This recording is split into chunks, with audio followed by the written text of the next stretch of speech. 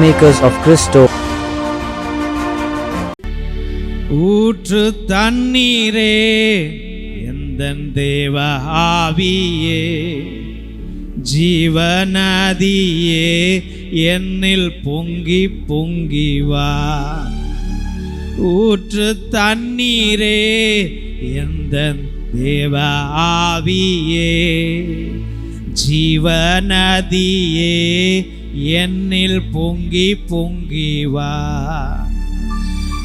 ஆசீர்வாதியும் என் நேச கர்த்தரே, அப்பா ஆசீர்வாதியும் என் நேச கர்த்தரே, ஆவியின் வரங்களினால் எம்மை நீரப்பும். அனைவரையும் ஆவியின் வரங்களினால் எம்மை நீரப்பும். ஊற்று தண்ணீரே எந்தன் தேவ ஆவியே, ஜீவநதியே என்னில் பொங்கி பொங்கி வா. கண்மலையை பிளந்து வனாந்தரத்திலே, கர்த்தாவே உம் ஜனங்களின் தாகம் தீர்த்தீரே. கண்மலையை பிளந்து வனாந்தரத்திலே, கர்த்தாவே உம் ஜனங்களின் தாகம் தீர்த்தீரே. பள்ளத்தாக்கிலோ மலைகளிலோ, பள்ளத்தாக்கிலோ மலைகளிலோ, தண்ணீர் பாயும் தேசத்தை நீர் வாக்களித்தீரே. அப்பா நன்றி ஆண்டவரே. தண்ணீர் பாயும் தேசத்தை நீர் வாக்களித்தீரே. Praise the Lord. Hallelujah. இயேசுவில் அன்பார்ந்த சகோதர சகோதரிகளே, இந்த உன்னத வேளையிலே என் ஜெபம் நல்ல ஜெபமா கெட்ட ஜெபமா? என் ஜெபம் நன்மையை கொடுக்குமா? என் ஜெபம் நிறைவேறுமா? என் ஜெபத்துக்கு பதில் உண்டா? என் ஜெபம் எப்பொழுது பதில் அளிக்கப்படும்? என் ஜெபம் எவ்வளவு சீக்கிரம் பதிலளிக்கப்படும் என்று பலவிதமான கேள்விகள். நானும் ஜெபிக்கிறேன் சாமி, ஜெபிக்கிறேன் சாமி, ஜெபிக்கிறேன் சாமி, ஒன்றும் பிரயோஜனமே இல்லை சாமி அப்படி என்று நினைக்கிறவர்கள் ஏராளம். என் ஜெபத்திற்கு பதிலே வரல சாமி, நான் தான் என் மனசை மாற்றிக்கிட்டேன் சாமி அப்படின்னு நினைக்கிறவங்களும் ஏராளம். தெய்வ பிள்ளைகளே, உன்னத பிள்ளைகளே, எத்தனையோ பேர் ஜெபிச்சுக்கிட்டே இருக்கிறாங்க. என்னைக்காவது ஆண்டவர் எனக்கு அருளையும் ஆற்றலையும் கொடுத்துட மாட்டாரா என்று. ஒரு கதை, ஒரு கிராமத்தில் ஒரு சிறுவன் அன்றாட கோயிலுக்கு வருவானான். வந்து வெளியிலே நின்றுக்கிட்டு, ஆண்டவரே நான் தகுதியற்றவன், ஆண்டவரே நான் பாவி, ஆனால் நீ என்னை நேசிக்கிற அப்படின்னு சொல்லிட்டு போயிடுவானா. ஒரே நிமிஷம்தான் ஜெபிப்பானா. ஆண்டவரே நான் தகுதியற்றவன், நான் பாவி, ஆனால் நீர் என்னை நேசிக்கிறீர் என்று சொல்லிக்கொண்டே போயிட்டுருவான்.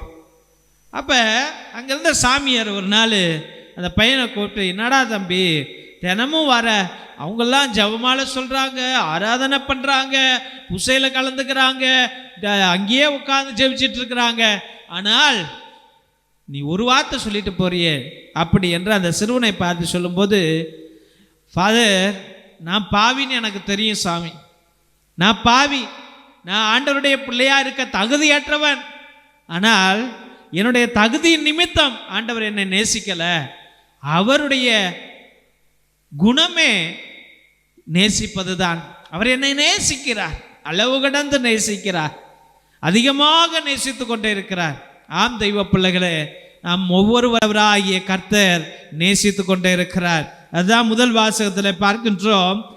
அவரிடம் ஒரு தலை சார்பு என்பதே கிடையாது, அவர் நடுவராய் இருக்கிறார், ஏழைகளுக்கு எதிராக எவரையும் ஒரு தலை சார்பாய் ஏற்க மாட்டார், தீங்கிழைக்கப்பட்டோரின் மன்றாட்டை கேட்பார், கைவிடப்பட்டோரின் வேண்டுதலை புறக்கணியார். ஏழைகளுடைய ஜெபத்தை, கைவிடப்பட்டவருடைய ஜெபத்தை, விதவையினுடைய ஜெபத்தை, கண்ணீரோடு இருக்கிறவனுடைய ஜெபத்தை, மனபாரத்தோடு இருக்கிறவனுடைய ஜெபத்தை அவர் கேட்டுக்கொண்டே இருக்கிறார். அவருடைய அன்புக்கு எதுவுமே ஈடாகாது. அவர் நம்முடைய ஜெபத்தை கேட்டுக்கொண்டே இருக்கிறார் என்பதை முதல் வாசகம் நமக்கு தெரியப்படுத்துகிறது. தெய்வ பிள்ளைகளே, நம்ம எல்லோரும் வெளியில தான் பார்ப்போம். கோயிலுக்கு போனா அவன் என்ன சிலை கட்டியிருக்கிறா, இவன் என்ன சிலை கட்டியிருக்கிறா, அவன் என்ன நகையை போட்டிருக்கிறா, அவன் என்ன செருப்பு அணிஞ்சிருக்கிறா, அவன் என்ன மேக்கப் போட்டிருக்கிறா, இதையே தான் நாம் பார்ப்போம். கோயிலுக்கு போனா இவன் யார் இன்னைக்கு வாசகம் வாசிக்கிறா, யார் இங்க பாட்டு பாடுறா, யார் மியூசிக் போடுறா, சாமியார் யாரை பார்க்குறாரு, சாமியார் என்ன செய்கிறாரு, எத்தனை பூசை வந்திருக்குது, இவன் சரியா செய்கிறானா, உபதேசியார் சரியா செய்தா, இல்லை சிசை பிள்ளைகள் எல்லாம் சரியா செய்கிறாங்க, இதை தான் பார்ப்போம். நம்முடைய எண்ணங்களை எல்லாம் என்னன்னா அங்கே என்ன நடக்குது, யாரும் ஜெபிக்கிறாங்க, எப்படி ஜெபிக்கணும், ஆண்டவர்கிட்ட நம்ம எப்படி உறவாடணுன்றது இல்லை, அந்த கோயிலில் என்ன நடக்கிறது, லைட்டை போட்டிருக்கானா, ஃபேனை போட்டிருக்கானா, ஏசியை போட்டிருக்கானா, இங்கே உட்காரலாமா அங்கே உட்காரலாமா, இதை பற்றி தான் நம்ம ஆராய்ச்சிட்டு ஒவ்வொரு ஞாயிற்றுக்கிழமை பூசையும் ஒவ்வொரு பூசையிலும் இதுதான் நடக்குது. எனக்கும் ஆண்டவருக்கும் உறவு சம்பந்தம், அந்த உடன்படிக்கை என்பது ஏற்படுவதே இல்லை. தெய்வ பிள்ளைகளே, நம்ம ஜெபிப்பது இல்லை. என்னுடைய ஜெபத்தில் ஆழ்ந்த இரங்கல் இல்லை, ஆழ்ந்த ஆழம் இல்லை. என்னுடைய ஜெபம் மேன்மையான ஜெபம். என்னுடைய ஜெபம் காத்துல அடிச்சுட்டு போற ஜெபம். நம்முடைய ஜெபத்துல உண்மை இல்லை, பரிசுத்தம் இல்லை, தாழ்மை இல்லை, பொறுமை இல்லை. நம்முடைய ஜெபத்தில் தேவன் இல்லை, நம்முடைய ஜெபத்தில் நம்மையே அர்ப்பணிப்பது இல்லை என்பதை தான் முதல் வாசகம் சொல்லுகிறது. தெய்வ பிள்ளைகளே, ஆண்டவர் இந்த இரண்டாவது வாசகத்தில் நான் பார்க்கின்றோம், பவுல் அடிகளார் தீமோத்தேயுவுக்கு சொல்லுகின்றார், ஐயா நான் ரெடியா இருக்கிறேன், நான் சிறையில் கிடக்கிறேன், என்னை அடைச்சு போட்டுட்டாங்க, என்னுடைய வாழ்க்கை சிதறி போய்விட்டது, இருந்தாலும் என்னுடைய ஓட்டத்தை நான் நல்லபடியாக ஓடினேன், நான் சாக போகிறேன், நான் தயாராக இருக்கிறேன், நான் இதற்காக வருந்துவதில்லை. எத்தனை பள்ளங்களிலே நான் விழுந்தாலும் என் தேவன் என்னை உயர்த்தினார், எத்தனை அவமானங்கள் நான் பட்டாலும் என் தேவன் என்னை காப்பாற்றினார், எனக்குள்ளாய் அவர் இருக்கிறார், நான் தயாராக இருக்கிறேன் என்று பவுல் அடிகளார் சொல்லுகிறார். தெய்வ பிள்ளைகளை, இன்னைக்கு எத்தனை பேர் நம்ம தயாராக இருக்கிறோம்? நம்ம பயந்துகிட்டு தான் வாழ்றோம். நம்முடைய வாழ்க்கையில் நம்முடைய ஜெபத்தில் பயம் இருக்கிறது, நம்முடைய ஜெபத்தில் பாவம் இருக்கிறதை ஒழிய அவன் அழிஞ்சு போகணும், அவன் நல்லா இருக்கக்கூடாது, அவனை தண்டிங்க ஆண்டவரே, இவனை தண்டிங்க ஆண்டவரே, அவன் முன்னேறிட்டே இருக்கிறான், அவனுக்கு ஒரு தடங்களை போடுங்க ஆண்டவரே என்று தான் நாம் ஜெபிக்கின்றோம். அடுத்தவன் நல்லா இருக்கணும், அவன் வளரணும் ஆண்டவரே, அவனை ஆசீர்வதிங்க, அவளை ஆசீர்வதிங்க, அண்ணனை ஆசீர்வதிங்க, தம்பியை ஆசீர்வதிங்க என்று ஜெபிப்போர் மிகவும் குறைவு. தெய்வ பிள்ளைகளே, மிகவும் குறைவு. நான் மரணப்படுவதற்கு ஆயத்தமாக இல்லை. ஏன்னா நான் இன்னும் என்ஜாய் பண்ணணும், நான் இன்னும் நகையை போடணும், நான் இன்னும் ஊரெல்லாம் சுற்றணும், நான் இன்னும் நிறைய சாப்பிடணும் என்ற எண்ணங்கள் நமக்குள்ளா இருந்து கொண்டிருக்கிறது. நாமும் மரணப்படுவதற்கு தயாராக இல்லை. ஆனால் பவுல் அடிகளார் மரணப்படுவதற்கு தயாராக இருந்தார். பவுல் அடிகளார் சொல்லுகிறார், என் ஓட்டத்தை முடித்து விட்டேன், நல்ல ஓட்டத்தை ஓடினேன், அதை முடித்து விட்டேன் என்று சொல்லுகின்றார். தெய்வ பிள்ளைகள், இன்னைக்கு என் உயிரை காப்பாற்றுறதுக்கு என்ன செய்கிறோம்? நம்ம ஆஸ்பத்திரிக்கு போகிறோம், இந்த டாக்டரு, இந்த ஸ்பெஷலிஸ்ட், இந்த சர்ஜரியன்னு, இந்த மருத்துவர் சரியான மருத்துவர், அழகான மருத்துவர், நல்ல உடம்பை சரி பண்ணுறவர் என்று ஒவ்வொரு மருத்துவரிடமும் நான் சொல்லுகின்றோம், ஒவ்வொரு ஹாஸ்பிட்டலுக்கும் சொல்லுகிறோம். இங்கேருந்து மதுரைக்கு ஓடுறோம், இங்கேருந்து சென்னைக்கு போகிறோம், இங்கேருந்து பெங்களூர் போகிறோம், இங்கேருந்து பாம்பே போகிறோம். எல்லாம் எதற்காக? என் உயிரை அவன் காப்பாற்ற வேண்டும் என்று. காசு போனா போயிட்டு போகுது என்று வாழ்க்கை ஃபுல்லாக அந்த காசுக்காக ஓடன, இப்போ உடல் நலத்திற்காக ஓடிக்கொண்டிருக்கின்றாய். நீ சாக தயாராக இல்லை.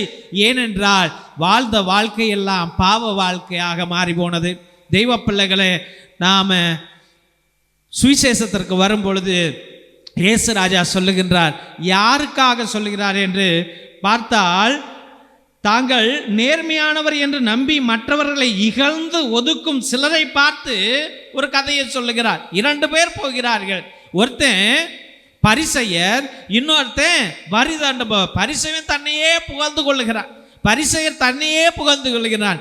இன்றைய காலகட்டத்திலே, இன்றைய ஆலயங்களே எத்தனையோ பரிசேயர்களை தான் நம்ம பார்க்கிறோம். தெய்வ பிள்ளைகளை, நான் கோயிலுக்கு பூசை எழுதி கொடுக்குறேன், நான் கோயிலுக்கு 5000 டொனேஷன் கொடுத்தேன், இந்த ஃபேனை நான் தான் வாங்கி போட்டேன், நான் 10 சேர் வாங்கி போட்டேன், இந்த ஆல்டரில் இந்த விளக்கை நான் தான் வாங்கி கொடுத்தேன், நான் இங்கே எத்தனையோ உதவிகளை செஞ்சிட்ருக்கிறேன் என்று காலரை ஒசத்தை விட்டுக்கிட்டு தற்பெருமையோடு ஜெப ஆலயத்துக்குள்ளாய் வந்து சேரில் உட்காந்துக்கிட்டு காலு மேலே காலை போட்டுக்கிட்டு ஃபோனை நோண்டிக்கிட்டு இருக்கிற மனிதர்கள் ஏராளம் ஏராளம். அதைத்தான் பரிசேயர் என்று சொல்லுகிறார் ஆண்டவராகிய கர்த்தர்.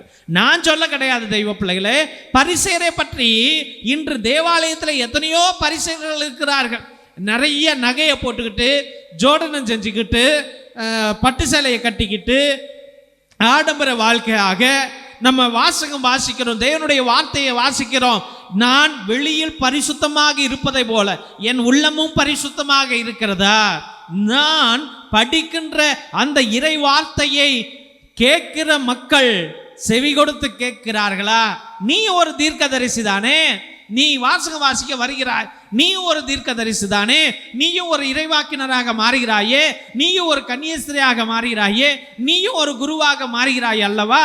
அப்ப தேவனுடைய வார்த்தையை படிக்கிற ஒவ்வொருவனையும் தேவன் அழைக்கின்றார். அப்ப தேவன் அழைக்கும் பொழுது நாம் ஆயத்தமாக செல்கிறோமா? என்னுடைய உள்ளத்தில், என்னுடைய வெளியில் இருக்கின்ற பரிசுத்தம் என்னுடைய உள்ளத்திலும் இருக்கிறதா என்பதை நாம் சிந்திக்க வேண்டும். தெய்வ பிள்ளைகளே, ஒரு ஊர்ல ஒரு பணக்காரன் இருந்தானா. அந்த பணக்காரன் தேவாலயத்துக்கு நிறைய உதவிகளை செய்து கொண்டிருந்தான், நிறைய உதவிகளை செய்தான். ஏனென்றால் அவன் அடிக்கிறது எல்லாம் லஞ்ச பணம், அவன் அடிக்கிறது எல்லாம் பாவ பணம், அவன் சம்பாதிக்கிறது எல்லாமே மற்றவருடைய கண்ணீருடைய பணம் தான். அப்ப அவன் தன்னுடைய மீது பாவங்கள் வரக்கூடாது, ஏதோ புண்ணியம் செய்யணும் அப்படி என்று 1 லட்சம் வந்தா 1000 தேவாலயத்திற்கு கொடுப்பான். ஏதோ ஒரு 10,000 வந்தா ஒரு 500 ரூபாய்க்கு எல்லாத்துக்கும் சுண்டல் வாங்கி கொடுப்பான். இது போல பல தியாகங்களை அவன் செய்து கொண்டிருந்தான். ஆனால் அந்த கிராமத்திலேயே ஒரு துப்புரவு பணியாளர் இருந்தார். அவர் வெளியில வந்து எல்லாத்துக்கும் சமோசா வாங்கி கொடுப்பார், சமோசா வாங்கி கொடுப்பார். இந்த நம்ம அந்தோனியார் நாளில் இல்லை சகாய மாத நாளில் எல்லாருக்கும் பன்னு வாங்கி கொடுக்குற மாதிரி இந்த துப்புரவு பணியால் அவர் சம்பாரிச்ச காசிலிருந்து சமோசா வாங்கி கொடுப்பார். தெய்வ பிள்ளைகளே, நீங்க சொல்லுங்க, உங்களுடைய உள்ளம் சொல்லட்டும். இங்கு லஞ்ச பணத்தோடு அவன் செய்கின்ற அந்த ஆடம்பரமான குஸ்காவும் அவன் கொடுக்கின்ற அந்த ஆடம்பரமான பிரியாணியும் தேவன் ஏற்றுக்கொள்வாரா?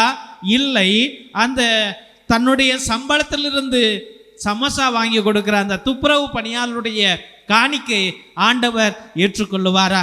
நமக்கே தெரியும், நம்ம பாவப்பட்ட வாழ்க்கையில் தியாகம் செய்கிற நம்முடைய காணிக்கையை தேவன் ஏற்றுக்கொள்ளவே மாட்டார். ஆனால் நம்முடைய உழைப்பின் நிமித்தம், பாசத்தின் நிமித்தம், தியாகத்தின் நிமித்தம் செய்கின்ற எல்லா காணிக்கையையும் ஆண்டவர் ஏற்றுக்கொள்ளுகிறார். தெய்வ பிள்ளைகளே, அந்த குருவானவர் சொன்னார், பணக்காரன் ஜெபிப்பவன், தற்பெருமையோடு ஜெபிப்பவன், பொறாமை எண்ணத்தோடு ஜெபிப்பவனுடைய ஜபங்கள் எல்லாம் இதோ இந்த கூரையில் தாண்டா இருக்குது, இதெல்லாம் வானத்துக்கு போகலை. ஆனால் கண்ணீரோடு ஜெபிக்கிறவன், தாழ்மையோடு ஜெபிக்கிறவன், தியாகத்தோடு ஜெபிக்கிறவன், பாசத்தோடு ஜெபிக்கிறவனுடைய ஜபங்கள் எல்லாம் வானத்திற்கு சென்று கொண்டே இருக்கிறது. ஆண்டவர் கண்ணோக்கி கொண்டே இருக்கிறார். அதனால தெய்வ பிள்ளைகளை, நம்ம எப்படி ஜெபிக்கணும்னு ஆண்டவர் கற்றுக் கொடுத்திருக்கிறார். நம்முடைய உள்ளத்தை தான் பார்ப்பாரை ஒழிய நம்ம போடுற ட்ரெஸ்ஸையும், நம்ம கட்டுற அந்த சேலைகளையும், நம்ம போடுற நகைகளையும், நம்ம போடுற அந்த இன்ஷர்ட்டையும், உன்னுடைய ஆடம்பரத்தையும் தேவன் பார்க்கவே மாட்டார். அப்படி நீ நினைத்தால் நீ தான் உலகத்திலேயே பெரிய முட்டாளாக மாறி போய்விடுவாய். அதனால் நம்ம கடவுள்கிட்ட ஜெபிப்போம், உள்ளத்திலிருந்து ஜெபிப்போம், ஆழமாய் ஜெபிப்போம். அதிசய தேவன் நமக்கு அதிசயங்களை செய்ய, நம்முடைய வாழ்க்கையை பலப்படுத்த என்றென்றும் கண்ணீரோடு ஜெபிப்போம். திருசிலுவை ஆசீர்வாதத்தை பெற்றுக்கொள்வோம். தந்தை ஆசீர்வாதத்தின் திருசிலுவை. திருசிலுவை உனக்கும் உன் குடும்பத்திற்கும் வெளிச்சமாயிருக்கிறது. நரக சர்ப்பம் உனக்கு அதிபதியாக வேண்டாம். சாத்தானே அப்பாலே போ. நீ கொடுப்பது தீது, நீயே அந்த நஞ்சை உட்கொள். நற்கருணை ஆசீர்வாதத்தை பெற்றுக்கொள்வோம்.